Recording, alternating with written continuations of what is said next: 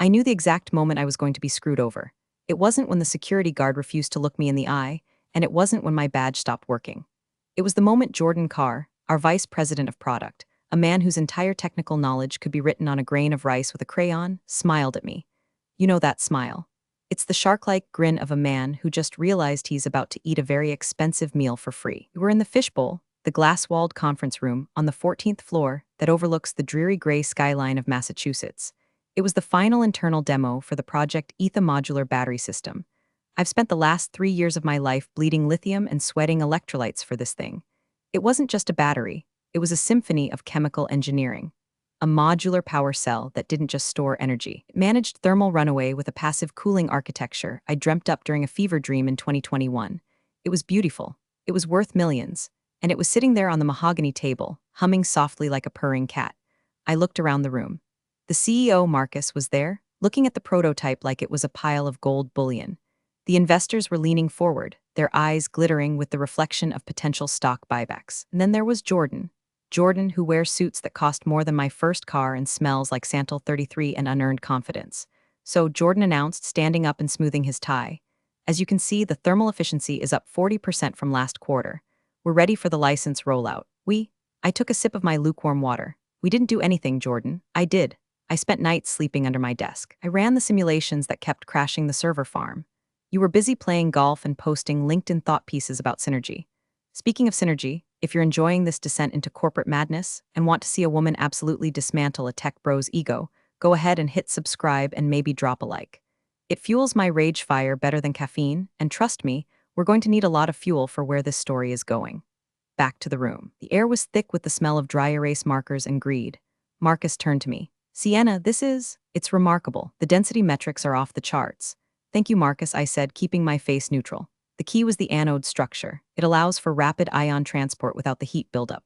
Right, Jordan interrupted, stepping in front of me to block Marcus's line of sight. The architecture is key. Exactly what I've been pushing the team toward. Had pushed the team toward using cheaper materials that would have turned the battery into a hand grenade, but I didn't say that. I just watched him work the room. I watched him claim credit for the late nights, the breakthroughs, the agonizing failures. It's a dance I've seen 1,000 times in this industry. The creators build the castle, and the suits move in and change the locks. But there was something different today. Usually, Jordan ignores me. Today, he was watching me, like a predator watching a gazelle with a limp. As the meeting wrapped up and the investors started shaking hands, murmuring about disruptive tech and Q3 projections, I started packing up my notes. My laptop felt heavy, like it was loaded with secrets. Jordan sidled up to me. He leaned in close, invading my personal space with that overpowering cologne. Great work today, C, he said. He calls me C. I hate it. My name is Sienna. It's on my badge. It's on the patent filings. Thanks, Jordan, I replied, snapping my notebook shut. Just doing the job. Yeah, about that, he said, his voice dropping to a conspiratorial whisper. We're going to need to finalize the documentation packet by EOD tomorrow. Just make sure your signature is on the handover, sweetheart. We want everything clean for the auditors. Sweetheart. The word hung in the air like a bad fart. He hadn't called me that in 2 years. Not since I corrected his math in front of the board. Why now? Why the sudden informality? And why was he so obsessed with the handover? The documentation was already in the shared drive. He had access. I'll update the files, I said, testing him. No, he smiled, and the temperature in the room seemed to drop 10 degrees. Physical copies. Signed. We're updating the IP registry. Just tie up the loose ends, okay? He patted my shoulder. A condescending, proprietary pat, like you'd pat a dog before you take it to the vet to be put down. I watched him walk away, high-fiving the CFO. My stomach churned. It wasn't the sweetheart. It was the handover. You don't ask the lead inventor to sign a handover for a project they are currently leading unless they aren't going to be leading it much longer. I looked down at the prototype. The LED indicator pulsed a steady, calm green. Everything was working perfectly. You have no idea, do you? I whispered to the battery. I walked back to my lab, my heels clicking on the linoleum. The R&D wing was quiet. My team had already left for the day to celebrate the successful demo. I was alone with the hum of the servers and the sinking feeling that the axe wasn't just falling, it had already severed the neck, and my head just hadn't realized it needed to roll yet. I sat at my desk and opened my email. Nothing. No good job from HR, no bonus notification. Just a calendar invite from Jordan for 9 a.m. tomorrow, status sync. Status sync is corporate code for we're firing you, but we want to make it sound like a conversation. I stared at the screen. I'm a woman of science. I deal in facts, data, and predictable outcomes. But right now, my intuition was screaming louder than a Geiger counter in Chernobyl. Jordan wanted the IP. He wanted the signature. And once he had it, I was going to be erased. But here's the thing about Jordan and men like him. They think they're the only ones playing the game. They think because I wear cardigans and bring my lunch in Tupperware that I'm soft. They mistake silence for submission. I didn't sign the handover papers that night. Instead, I backed up my personal hard drive. I cleared my browser history, and I waited, if they wanted a war. We're about to find out that they were fighting a nuclear physicist with a grudge. The next morning, the sky was the color of a bruised plum. Massachusetts weather always knows how to set a mood. I pulled into the parking lot at 8:45 a.m., 15 minutes early for my execution, I mean my status sync. I walked up to the side entrance, the one near the labs that I've used every day for 7 years. I held up my badge, beep. A harsh, angry red light. I tried it again, beep. Red light. You've got to be kidding me, I muttered, shivering slightly in the morning chill. I wiped the card on my sleeve. Maybe it was just a glitch. Maybe the magnetic strip was demagnetized, or maybe Jordan Carr is a predictable hack who follows the HR playbook for cowards to the letter. I walked around to the front lobby. The glass doors slid open, and the warmth of the heater hit me, smelling of floor wax. The receptionist, sweet girl named Emily who I'd helped fix a flat tire for last winter, looked up. Her face went pale. She looked down at her phone, avoiding my eyes. "I'm sorry, Sienna," she whispered, her voice trembling. "They told me to call security if you arrived." "It's okay, Emily," I said softly. It wasn't her fault. She was just another cog in the machine, grinding away. 2 minutes later, a security guard named Dave, who I usually shared coffee with, waddled out from the back. He looked miserable. "I have to escort you to conference room B, Sienna," Dave grumbled, looking at his shoes. "I'm sorry. Orders." "Let's go," Dave wouldn't want to keep the firing squad waiting.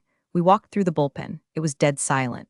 People I've worked with for a decade, people whose kids' birthdays I know, were suddenly intensely interested in their spreadsheets. The silence was loud. It was the sound of fear. They knew if they looked at me, they might catch the contagion of unemployment. Conference room B, the windowless one, of course. Jordan was there. So was Linda from HR, a woman whose smile never reached her eyes, like a shark trying to mimic a human expression. "Have a seat, Sienna," Jordan said. He didn't stand up. He was scrolling on his phone. "Let's cut the crap, Jordan," I said, remaining standing. "Why is my badge deactivated?" Linda cleared her throat. "Sienna, the company is undergoing a strategic pivot. We're restructuring the R&D division to align with new synergistic goals. Unfortunately, your position has been eliminated effective immediately." "Restructuring," I repeated, the word tasting like ash. "You mean the project I just finished? The one that passed final testing yesterday? That restructuring?" "The project is moving into a maintenance phase," Jordan said, finally looking up. His eyes were dead, glossy with triumph. "Don't need a lead architect for maintenance. We need technicians, I see," I said. My heart was hammering against my ribs, but I forced my breathing to remain steady. "Inhale, exhale. So 7 years of service, 3 patents, and millions in revenue, and I'm out?" "It's at will employment, Sienna," Linda chirped, pushing a folder across the table. "We're offering a generous severance package. 2 weeks for every year of service. Standard NDA, standard non-compete." Looked at the folder, the hush money packet, and my personal files, I asked. "My notebooks, the prototypes on my desk, company property," Jordan interjected quickly. Too quickly. "Everything created on company time, using company resources, belongs to us. It's in your contract, you know the drill." "What about the handover paperwork you asked for yesterday?" I asked, locking eyes with him. "We'll handle it internally," Jordan smirked. "Since you're no longer an employee. Your signature isn't required anymore. We have the files. We have the tech. We'll take it from here." There it was. The confession. He didn't need me to sign it over if he simply fired me and claimed blanket ownership. He thought he was being clever. He thought he had found a loophole. He was going to take my name off the patent application, slap his own on it as project lead, and ride my genius all the way to a C-suite promotion. "I want a copy of my original employment agreement included in my exit file," I said. My voice sounded strange to my own ears, distant, robotic. Jordan laughed. A short, barking sound. "Why, it's standard boilerplate. You signed it 10 years ago. I want it for my records," I insisted. "Fine," Linda sighed, typing something into her laptop. "I'll email it to your personal address along with the termination letter." "Do it now," I said. "Excuse me?" Jordan bristled. "Do it now, before I leave the building. I want to see the notification on my phone." Jordan rolled his eyes. "Jesus, Sienna, you're being dramatic. Just send it, Linda, so we can get her out of here." Linda tapped a few keys. Ping. My phone buzzed in my pocket. "Received," I said. I picked up the severance folder. I didn't open it. "I assume Dave is waiting to walk me out." "He is," Jordan said, leaning back in his chair, hands behind his head. "Good luck, Sienna. Maybe you can find a teaching gig. I hear high schools are desperate for science teachers."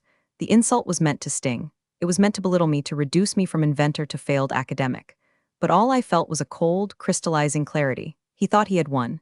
He thought he had stripped me of everything: my job, my project, my dignity. I turned to the door. I didn't slam it. I didn't scream. I didn't cry. I walked out with the precision of a clock mechanism. As Dave escorted me to the parking lot, past the dumpster where my career was supposedly rotting, I gripped my phone tight. Jordan Carr had made a critical error in his calculations. He assumed that because I was quiet, I was passive. He assumed that because I was a woman in her 40s, I was grateful just to be in the room. He forgot that I'm an engineer. And the first rule of engineering is always check the specs, especially the specs you wrote yourself. To understand how Jordan Carr just signed his own death warrant, we have to travel back in time. 10 years to be exact. I wasn't the hardened, cynical veteran I am now. I was younger, hungrier, and working for a chaotic startup called Voltaic Solutions that was being acquired by the massive conglomerate I just got fired from. Acquisitions are messy. It's like a marriage where both families hate each other and are fighting over the wedding registry. There were lawyers everywhere, suits flying back and forth, equity being diluted, and promises being broken. They wanted me bad. I was the talent. The acquisition was contingent on retaining the core engineering team. I sat in a conference room much like the one I was just kicked out of. But back then, the table was covered in pizza boxes and half-empty Red Bulls. Hiring manager was a guy named Rick. Rick was nice, but he was overwhelmed. The legal team from the parent company was throwing contracts at us like confetti. Standard employment agreement, IP assignment protocol, non-disclosure agreement. Most of my colleagues just signed. They saw the salary bump, the stock options, and the shiny new badge, and they scribbled their names without reading the fine print. But I read everything. It's a habit. Maybe a compulsion. My father was a watchmaker. He taught me that the smallest gear, if ignored, is the one that stops the clock. I was reading the intellectual property assignment section. It was draconian. Paragraph 4, Section B. The company retains exclusive, perpetual, worldwide rights to all inventions, discoveries, and improvements made by the employee during the term of employment. Standard stuff. But then I saw the termination clause. It was vague. It implied that if I left, they kept everything. Forever. I didn't like that. I had ideas in my head that didn't belong to them yet. And I had a gut feeling that corporate loyalty was a myth, so I did something risky. I took the Word document of the contract, they had emailed it to me for review, and I made an edit. I didn't track changes. I didn't highlight it in neon yellow. I just added a subsection to paragraph 4. Paragraph 4. Subsection D. In the event that the employee is terminated without cause, as defined in Section 7, any and all intellectual property created by the employee that has not been explicitly and formally assigned via a separate, notarized deed of assignment at the time of termination shall immediately revert to the employee.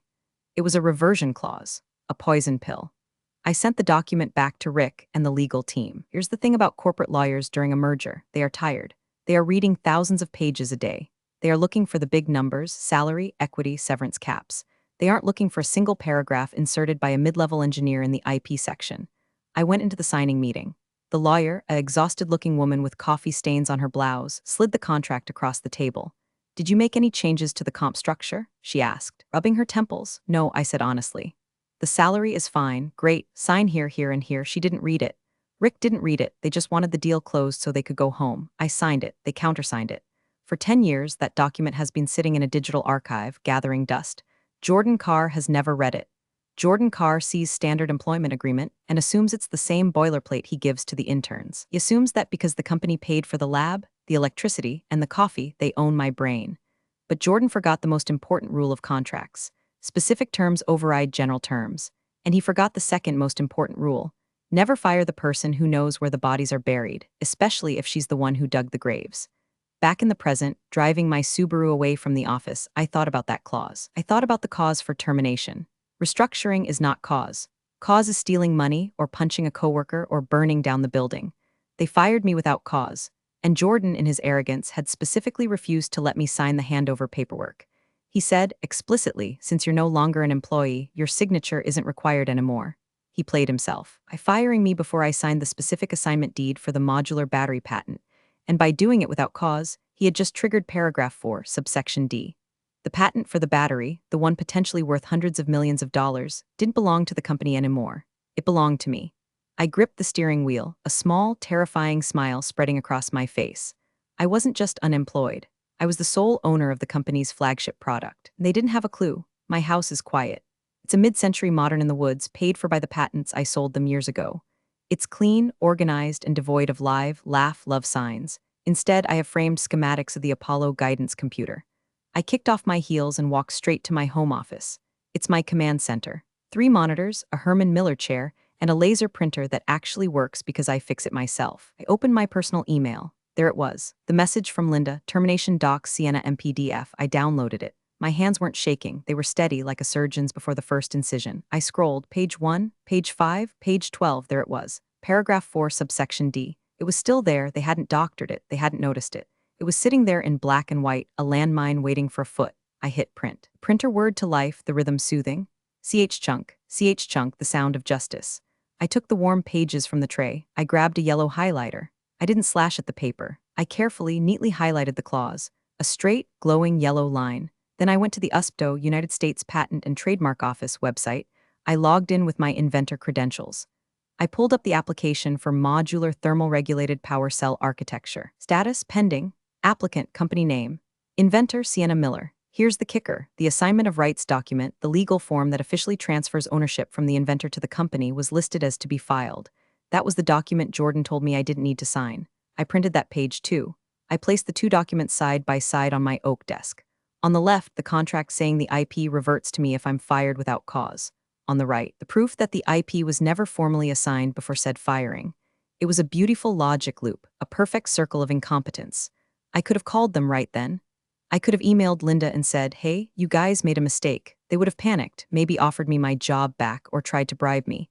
But I didn't want my job back. I didn't want a bribe, I wanted blood. I wanted Jordan Carr to stand in front of the board and explain why the product he promised them, the product they were banking their fiscal year on, was currently owned by the woman he just fired for Synergy. I went to the kitchen and made a cup of Earl Grey. I stood by the window, watching the wind strip the leaves off the oak trees in my yard. Winter was coming. And for Jordan, it was going to be a long, cold freeze. My phone buzzed. A text from a colleague, Greg, one of the junior engineers. "Greg, holy shit, see, they just escorted you out? The place is in meltdown.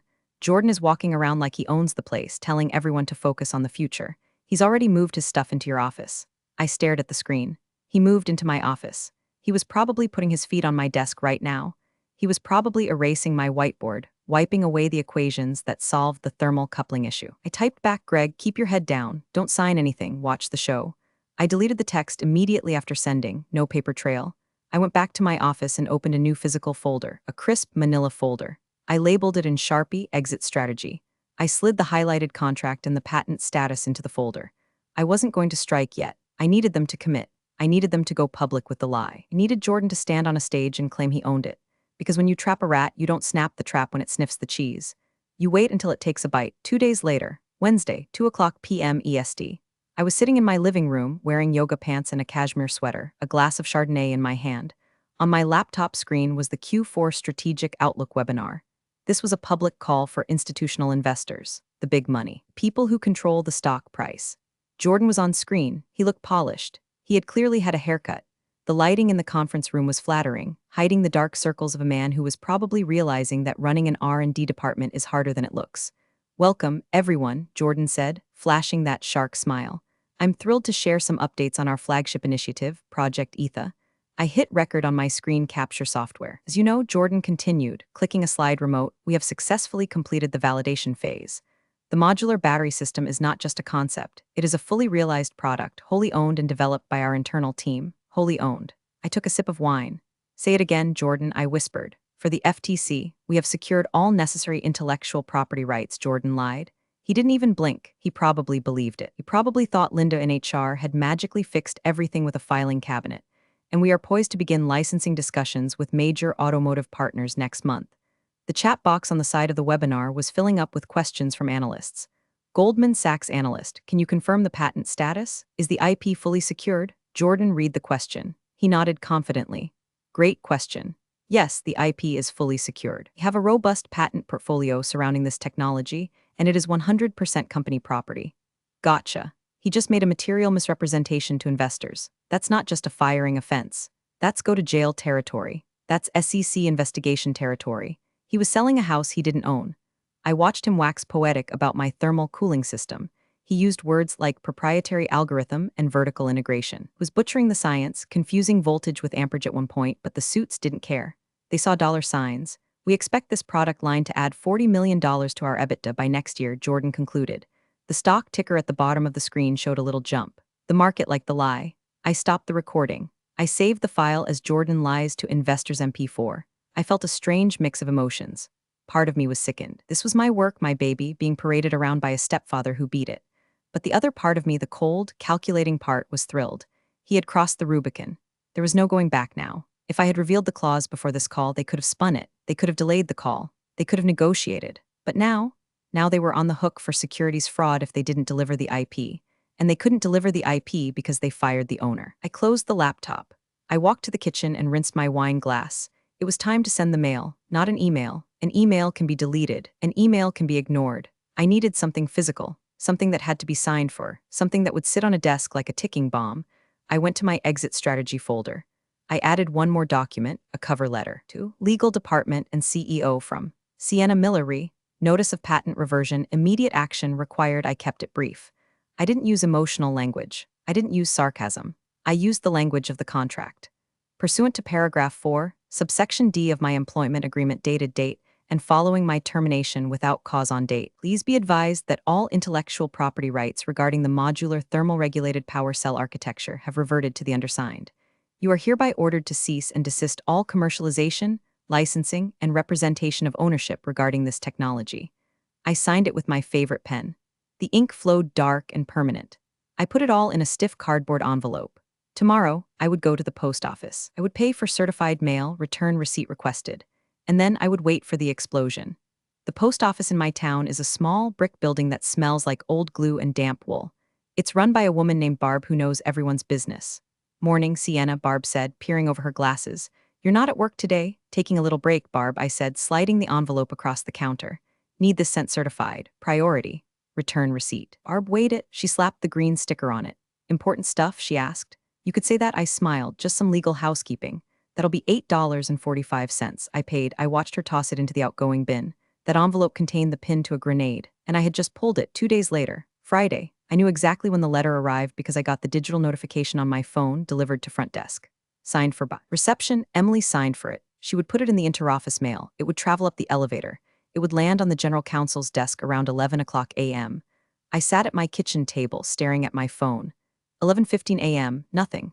11:30 a.m., nothing. 11:45 a.m., my phone rang. It wasn't the company, it was Greg again.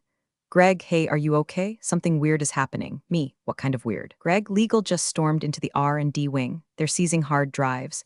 They just kicked Jordan out of his office, well, your old office. He looks like he's gonna throw up. A slow, warm satisfaction spread through my chest. Me, interesting, keep me posted. 10 minutes later, my phone rang again. Unknown number. I let it go to voicemail. It rang again immediately. Unknown number. I let it go to voicemail. Third time. Now it was the personal cell number of the general counsel, a man named Sterling who I had met maybe twice in 10 years. I picked up. This is Sienna. Sienna, this is Sterling from legal. His voice was tight, breathless. He sounded like he was running. We received your letter. I assumed you would, I said, picking at a loose thread on my sweater. Sienna, there must be a misunderstanding. The clause you referenced, it's highly irregular. Is it? I asked innocently. It's in the contract. You have a copy. I sent you a copy. Yes, well, he stammered. We need to discuss this. We need to meet. Immediately. I'm not an employee, Sterling, I said. I don't have to meet with you immediately. I'm actually quite busy. Sienna, please, this is serious. We have investors. We have the board. I know, I said, my voice dropping to 0 degrees Kelvin. I watched the webinar. Wholly owned, right? That's what Jordan said. Silence on the other end, dead. Heavy silence. He knew that I knew. What do you want? Sterling asked. The arrogance was gone. It was just fear now. I want Jordan to know, I said. I want you to explain it to him. Slowly, use small words. Sienna, I'll be in touch regarding licensing terms next week, I said. Until then, if you touch my patent, I'll sue you for infringement in federal court. Have a nice weekend, Sterling. I hung up. I blocked his number. I imagined the scene in the boardroom. Yelling, the finger pointing. The frantic calls to outside counsel asking if the clause was enforceable. Spoiler, it is. I had a lawyer friend check it in 2015. They were scrambling. They were realizing that they had built a skyscraper on land they didn't own, and the landlord just showed up with a bulldozer. But I wasn't done. The private panic wasn't enough. Jordan needed public consequences. I opened my laptop again. I opened Proton Mail, secure. Encrypted email. I had drafted a message to a reporter at TechCrunch, a reporter who loves exposing corporate fraud. Subject, exclusive, company name falsifies IP ownership in major tech rollout. Attached, the recording of the webinar, the contract, the termination letter, the patent status. I hovered the mouse over the send button. For the handover, I whispered, click. You know what the modern version of the Roman Colosseum is. It's a Slack channel during a corporate crisis. I obviously didn't have access to the company Slack anymore, but Greg did. And Greg, bless his chaotic heart, was FaceTiming me from his car in the parking lot because he couldn't handle the vibes inside. It's a bloodbath, see, Greg said, holding his phone with shaking hands. Marcus, the CEO, flew in from New York on the chopper. I saw him land. He looked like he wanted to murder someone. Is Jordan still in the building? Asked, putting my phone on speaker while I watered my plants. Jordan is in the boardroom. They've been in there for 2 hours. Sterling is there. The CFO is there. I heard yelling through the soundproof glass like actual screaming. What are people doing? Nothing, absolutely nothing. Everyone is just sitting at their desks pretending to work, but we're all just waiting for the explosion. Oh, and the stock. Have you checked the stock? I hadn't. I pulled up the ticker on my iPad. Down 12% in the last hour. The TechCrunch article had dropped. Breaking, tech giant accused of IP theft and securities fraud regarding flagship battery project. The headline was in bold, angry letters. The reporter had done their homework. They quoted my clause. They quoted Jordan's lie from the webinar. They pointed out the discrepancy in the USPTO filing. It was viral. It was trending on Twitter, #BatteryGate. They just ordered pizza, Greg said. Squinting at the building, that means they're staying all night. Jordan won't be staying, I predicted. Wait, Greg said. Wait, someone's coming out. He turned the camera toward the front doors of the office building. The automatic doors slid open. 2 security guards walked out. Between them was Jordan Carr. He wasn't wearing his suit jacket. His tie was undone. He was carrying a cardboard box. The classic, humiliating box of shame. Oh my God, Greg whispered. Actually did it, they walked him. I watched on the tiny screen as Jordan walked to his Tesla. He looked small, he looked deflated, he dropped his keys. He had to bend down to pick them up, and for a second he just stayed there, crouched on the asphalt. I didn't feel joy, I didn't feel pity, I felt balanced. The scales of the universe had tipped wildly, and I had just slammed a heavy weight down to correct them. He's gone, see, Greg said. You killed the king. He wasn't a king, Greg, I said softly. He was just a jester in a nice suit. My iPad pinged an email from Marcus, CEO. Subject, can we talk? Just 3 words, no legal jargon, no threats. The CEO was bypassing legal. He was bypassing HR. He was reaching out directly. That meant he was terrified. He knew that the only way to save the stock, to save the product, to save his job was to get that patent back. He knew the only person who could give it to him was the woman they had thrown out like trash 3 days ago. I didn't reply. Let him sweat. Let the stock drop another 5%. Let the investors blow up his phone. I poured the rest of the Chardonnay down the sink. I needed a clear head. The end game was approaching. They were going to try to buy me. They were going to offer me money, reinstated employment, stock options, the works, but they didn't understand. I didn't want to work for them, and I didn't just want money. I wanted admission. I went to my closet and pulled out my board meeting suit. It's navy blue, sharp as a razor, and costs more than Jordan's car. I hung it on the door. I would reply tomorrow, and I would set the terms. The next morning, the internet had done what the internet does best. It had turned a complex legal dispute into a meme war. My burner Twitter account, which I use solely to follow space news, was blowing up. The TechCrunch article had been retweeted 15,000 times. Someone had found a picture of Jordan from his LinkedIn, smug, arms crossed, and captioned it, "When you fire the inventor but forgot to read the terms and conditions." Another one showed Danny DeVito, oddly fitting with the caption. So anyway, I started infringing. The comments were brutal. Imagine investing in a tech company that doesn't own its tech. Clown face, the Sienna woman is my hero. Queen behavior, shorting this stock to oblivion. The stock was now down 22%. The board of directors had issued a vague statement about internal review and misunderstandings, which only made it worse. I was in the middle of reading a Reddit thread, analyzing my contract clause. The legal subreddits were having a field day when my phone rang again. It was Marcus's executive assistant. Miss Miller? She sounded exhausted. Yes. Marcus would like to know if you can come in today anytime. He'll clear his schedule. I can be there at 2:00 p.m., I said, and I'm bringing my own counsel, of course. Whatever you need. I hung up. I didn't have counsel. I didn't need one. I knew the contract better than anyone, but it sounded intimidating. I spent the next few hours prepping. I wasn't prepping a defense. I was prepping a sales pitch. See, I knew they couldn't redesign the battery. It would take 2 years to work around my patent. They didn't have 2 years. They had maybe 2 weeks before the automakers walked away from the licensing deals. They had to have my patent. I printed one last document. A licensing agreement. Standard industry rates are usually 3 to 5% royalties. I wrote in 15%, and a $5 million upfront signing bonus, and a public retraction of my termination. I drove to the office. The parking lot was full of news vans. I parked in the visitor lot. I walked past the cameras. A reporter shouted, "Are you Sienna Miller? Do you own the battery?" I didn't answer. I just put on my sunglasses and walked through the sliding doors. Emily at the front desk looked at me like I was a celebrity. She buzzed me in without asking for ID.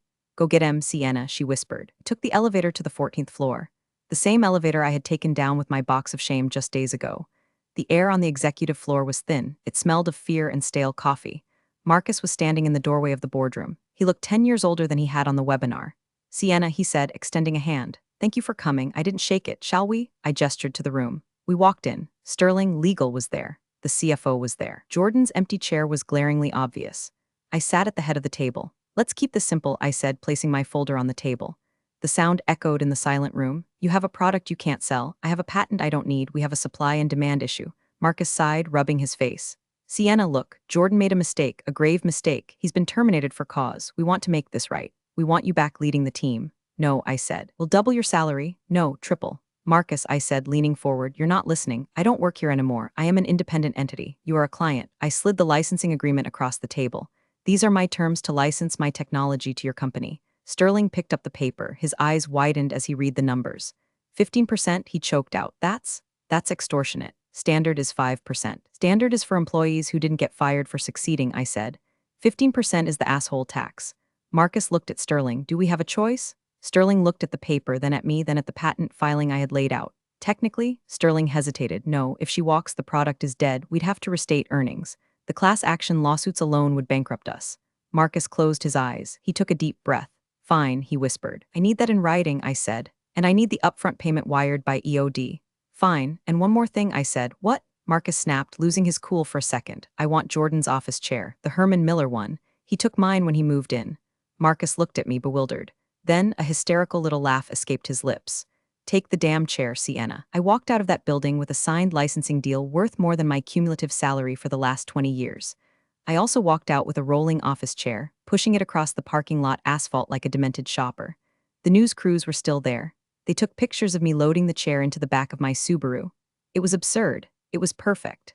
The wire transfer hit my account at 4:55 p.m. $5 million. Notification looked just like a seamless order confirmation, just with more zeros. I drove home.